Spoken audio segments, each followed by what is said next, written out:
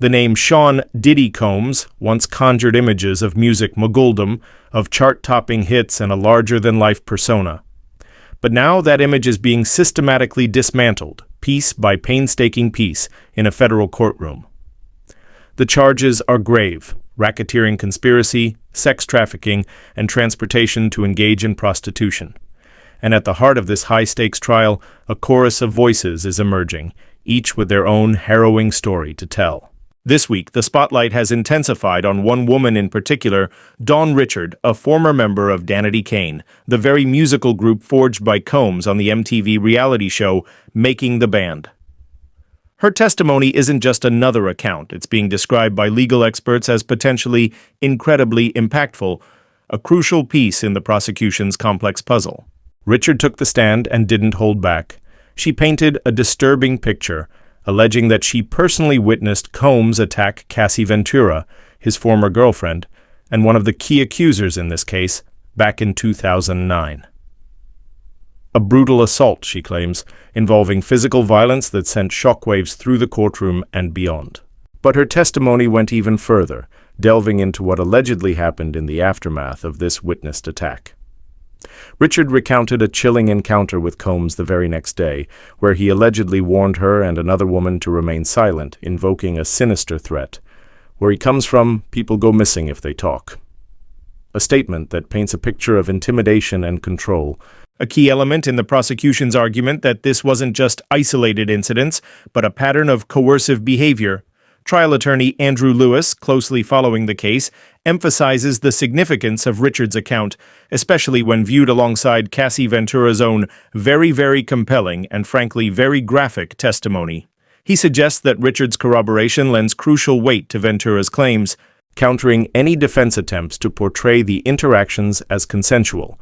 The prosecution's strategy is becoming clearer. They are meticulously building a case, arguing that this wasn't just about individual acts of abuse, but a larger criminal enterprise orchestrated by Combs to satisfy his own desires, manipulating and coercing young women. Richard's testimony, alleging witnessed violence and subsequent threats, directly supports this narrative, suggesting a pattern of behavior that extends beyond isolated incidents. Today, Dawn Richard returns to the stand, ready to face further questioning from Assistant U.S. Attorney Mitzi Steiner. The jury is back and the tension in the courtroom is palpable.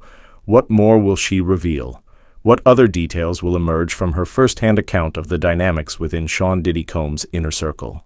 This trial is far from over, and the prosecution still has weeks of work ahead. But the testimony of Dawn Richard has already proven to be a pivotal moment, offering a chilling glimpse into the alleged world of Sean Diddy Combs. Welcome back to CE Trends. The testimony of Dawn Richard has sent shockwaves through this trial, offering a perspective from within Combs' own musical empire. But what exactly did she witness? And how will her account impact the outcome of this landmark case? The tension in the courtroom was thick enough to cut with a knife as Dawn Richard resumed her testimony. The former Danity Kane member, a key witness in this federal racketeering case against Sean Diddy Combs, was back on the stand, and the prosecution, led by Assistant U.S. Attorney Mitzi Steiner, had more questions. The focus? To solidify Richard's account and counter the defense's attempts to discredit her. Richard reiterated her previous testimony, detailing the alleged violent encounter she witnessed between Combs and Cassie Ventura in 2009. The image she painted was disturbing: a physical attack with a skillet, a moment of brutal aggression that allegedly left Ventura shaken and injured, but the defense, led by attorney Nicole Westmoreland, was ready to challenge her recollection. The cross-examination had been intense, with Westmoreland meticulously going over Richard's past statements, pointing out alleged inconsistencies in her accounts of the 2009 kitchen incident. The defense suggested that Richard's story had evolved over time, highlighting discrepancies between her initial statements, a demand letter from her lawyers in 2024, and a later interview with prosecutors. Westmoreland questioned whether Richard actually saw Combs attempt to strike Ventura with the skillet, or if she only heard the sound. The defense even brought up a statement where Richard's lawyers claimed she didn't witness the altercation directly. Richard, however, maintained that she was recounting the events to the best of her memory, acknowledging that details might emerge more clearly over time. Another crucial point of contention was the alleged threat Richard claims Combs made the day after the 2009 incident. Westmoreland pointed out that this specific detail, the chilling phrase about people going missing, wasn't present in earlier accounts Richard gave to prosecutors. Richard stood firm, insisting that Combs did say those words, even if she didn't recall mentioning it in every single meeting. The prosecution's strategy hinges on establishing a pattern of coercive control and intimidation. Richard's testimony about the alleged threat directly supports this narrative, suggesting that Combs not only allegedly committed acts of violence but also actively worked to silence witnesses. The cross-examination also delved into Richard's claims about frequently seeing Combs with a handgun. While Richard initially stated she saw him with a gun often, she later clarified under questioning that it was a few times, primarily at a New York studio and in a club. Importantly, she confirmed that she never saw Combs pull the gun out or load it. Richard's testimony about Combs's alleged drug use also came under scrutiny. Westmoreland highlighted a previous statement where Richard reportedly said she never saw Combs use cocaine, a detail that contradicted her later testimony. Richard explained this discrepancy by stating that her memory was improving over time, allowing her to recall more details.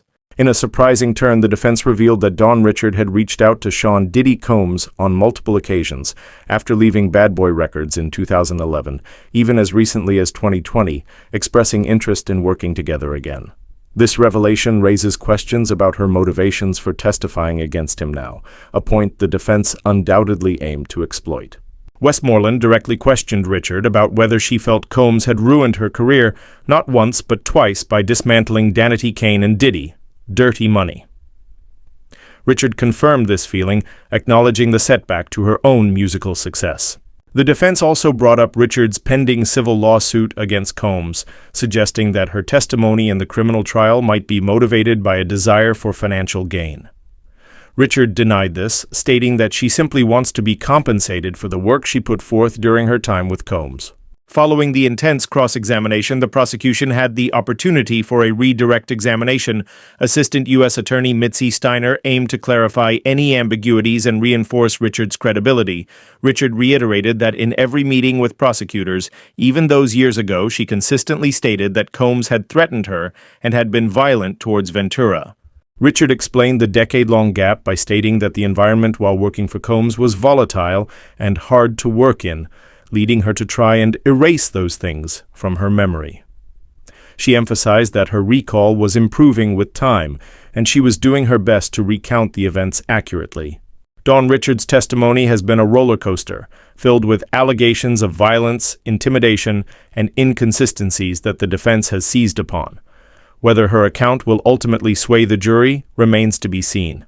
But one thing is certain: her time on the stand has added another layer of complexity to this already explosive trial. Don Richard's testimony has been a critical point in this trial. What do you make of the inconsistencies highlighted by the defense? Do you believe her account is credible? Share your thoughts in the comments below.